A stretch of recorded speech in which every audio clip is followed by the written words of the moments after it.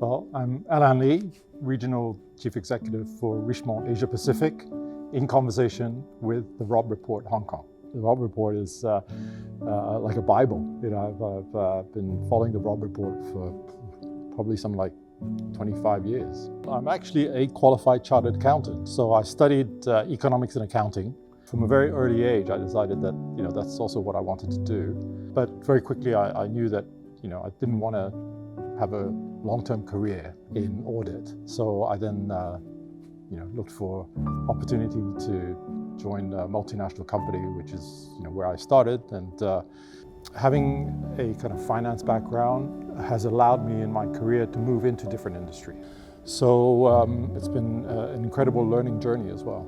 After China joined WTO and people saw that things were starting to develop in China, that a lot of the luxury groups and other businesses as well started to really invest into China. So we of course already had a number of stores throughout our partners, but then we had to go through the process of buying back the stores, creating our own structure, and that was an amazing experience. But certainly going and learning more about the commercial side, all of the back of house operations that people don't always see when they come into a boutique, organizing all of that, building a team was something that I really enjoyed, and it's been an amazing 16 years of bringing the group to a level where today Asia Pacific is the largest region for the group. So it's been very satisfying from a professional and personal point of view.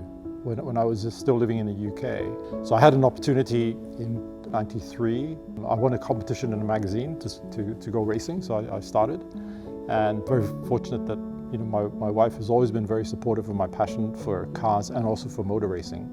So I raced for about 20 years, and then about 15 years ago I started a little car collection of vintage cars, because I think the designs in the 60s, 70s were amongst the most kind of beautiful in cars, furniture, even watch and jewelry. There's some beautiful designs that came from that period.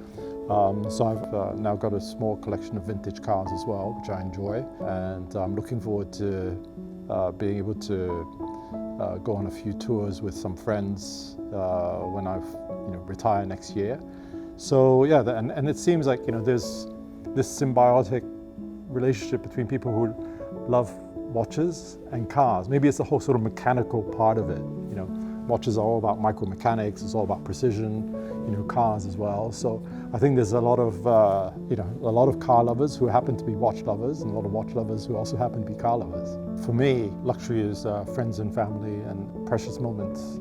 Health is also a luxury nowadays, and I think luxury is anything that we feel special about, and it can be something as simple as enjoying a cigar with a friend, or going on a drive through Europe and discovering beautiful places. It's kind of all of those things that bring happiness.